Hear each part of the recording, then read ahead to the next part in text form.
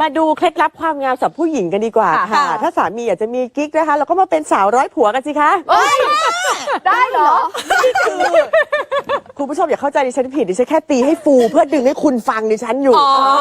นี่คือชื่อสมุนไพรไทยคุณผู้ชมหรือราก30นะคะที่เขาเรียกว่าสาวร้อยผัวเพราะว่าไม่ว่าจะอายุแค่ไหนเท่าไหร่เนี่ยสามารถมีลูกมีสามีได้คล้ายๆกับสาว 2,000 ปีแต่ไม่ใช่กินแล้วมีสามี100 คนนะคะ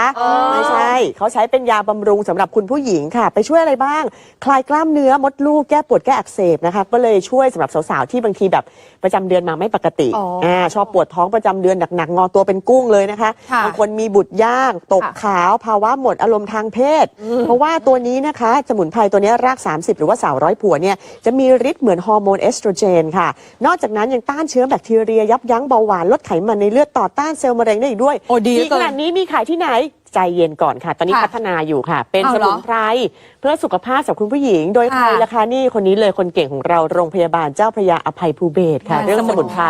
ต้องให้เขานะคะจะออกมาลักษณะแบบไหนสำหรับเจ้าสาวร้อยผัวนี่นะคะก็เดี๋ยวโทรไปถามได้ตามเบอร์นี้ไปติดตามกันดูว่าตอนนี้พัฒนาถึงไหนแล้วค่ะบูมอะไรคะให้ยกซดเหรอไม่บูมไม่ต้องรีบ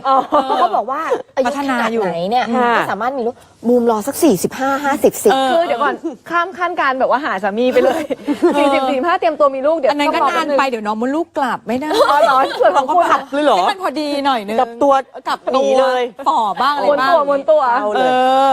รอนะคะยังไงก็ขอให้ภัยภูเบศรมาที่รายการเราด้วย